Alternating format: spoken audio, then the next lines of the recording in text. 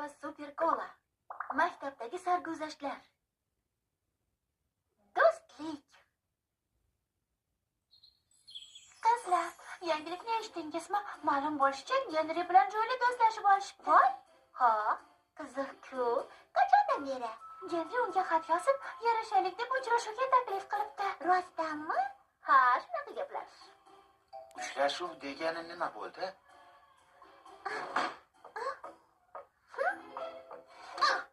Juli eshitishimcha Genri bilan yarashib olibsanmi? Biz u bilan yarashmadik. Shunaqami? Nega?